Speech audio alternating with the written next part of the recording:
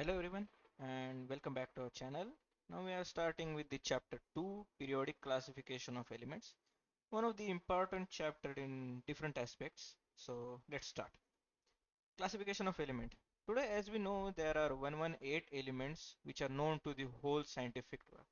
But around year 1800 only 30 of them were known. More of the elements were discovered in course of time. So more and more information and properties of these elements were gathered by time. So, to ease the study of such large number of elements, scientists started studying the pattern. So, initial classification of the elements was done like metals and non-metals. Later, another class of metalloids was absorbed. So, as the knowledge of elements and their properties went on increasing, scientists thought, yeah, that we should try to find some methods of classification. So, let's see what were the different classification methods. So first is Dobereiner Triads. In 1817, a German scientist Dobereiner suggested that properties of elements are related to their atomic masses. So he made a group of three elements which have similar chemical properties and called them a triads. He arranged three elements in increasing order of atomic masses and showed that the middle element will have approximately equal atomic mass of other two elements. So, but however, all the known elements could not be classified into Dobereiner triads. So as you can see here the example, the first triad is lithium, sodium, and potassium. So element 1, actual mass. So actual mass of lithium is 6.9. Actual mass of potassium is 39.1. So to find the middle one, the sodium's atomic mass, the addition or we can say mean of this first and third element was done, which is as you can see it's 23 and it's accurate as well. Actual atomic mass of sodium is 23, so it's matching. But later on when another triads were made, like the second and third example, as you can see calcium, strontium and barium. So as you can see, calcium's atomic mass is 40.1, strontium is 87.6. Sorry, calcium is 40.1, barium is 137.3, and making mean of them 88.7 is the answer we are getting. But actual atomic mass of strontium is 87.6. So this is not accurate. Again, same for the third one, as you can see. The second was Newlands Law of Octaves. It was an English scientist, John Newland. He arranged the element which were known at that time in increasing atomic masses, and it started with the lightest element hydrogen and ended up to thorium.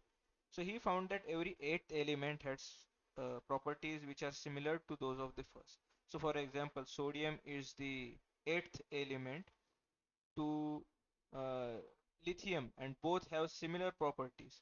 Also magnesium show similarity to beryllium and chlorine shows similarity with fluorine. So Newland compared this similarity with the octaves in music like sa, re, ga, ma, pa, dha, ni, and he called this similarity of eighth and first element as law of octaves. But there were many limitations in Newland's law. This law was only applicable up to calcium. Also, there were only 56 places to place the elements, and another thing was Newland's placed two elements in one box to accommodate all the known elements, cobalt and nickel, cerium and lanthanum. Also, he placed some elements with different properties under the same node, like placed cobalt and nickel under same node, along with the halogens, even though they don't have similar properties.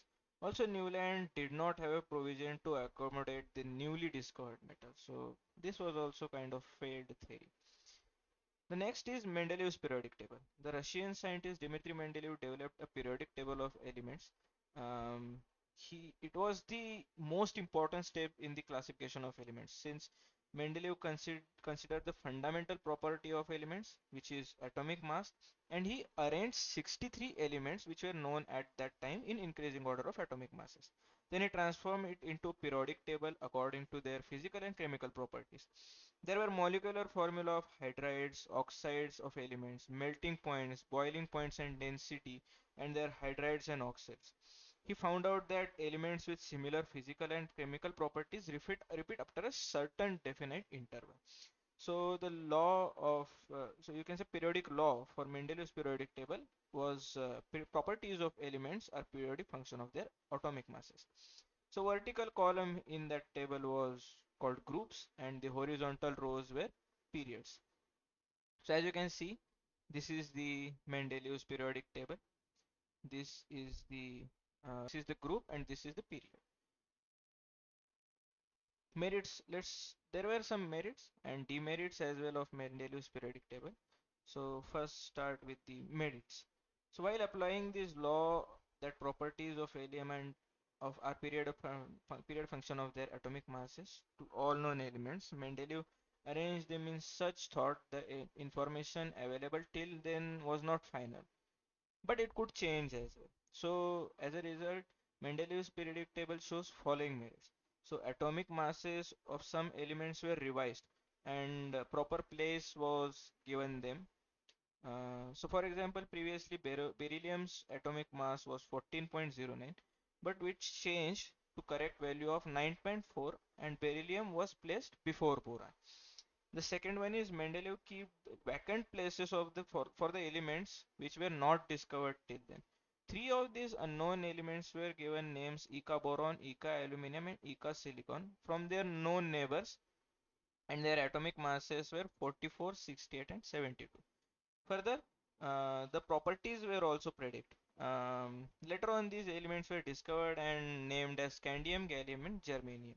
There was no place reserved for noble elements in Mendeleev's original periodic table, but when noble gases such as helium, neon, argon were discovered, Mendeleev created a group 0 without disturbing the original periodic table, and in which noble elements fit really well. So this you can see the Eka aluminum and gallium, the comparison between these two. Atomic mass which Mendeleev predicted was 68, actually it was 69.7. Density 5.9, it's 5.94 only.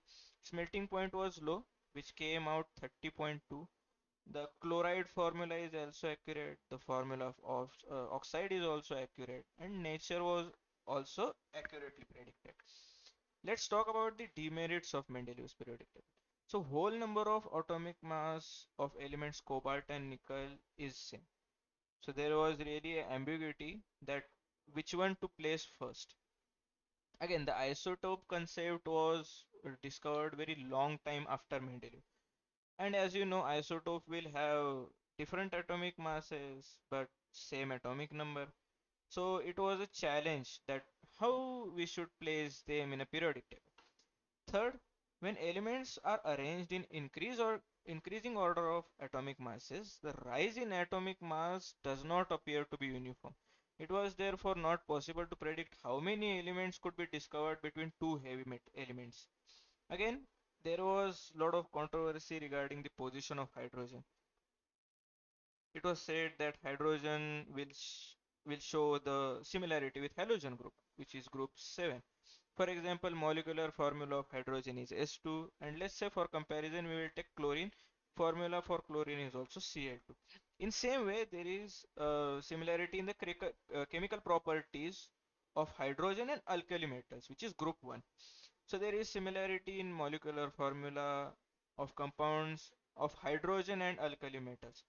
So as you can see, the similarity with hydrogen and alkali metals, like compounds which form with hydrogen are HCl, compounds which formed by sodium are NaCl, and the oxides and sulfides as well. They, so it will show similarity with group 1 elements as well. So on considering the above properties, it cannot be decided whether the correct position for hydrogen is group 1 means alkali metals or group 7 halogen. Okay, till this only we will learn in this part. From modern periodic table, we will learn about this in the next part of this chapter. Thank you.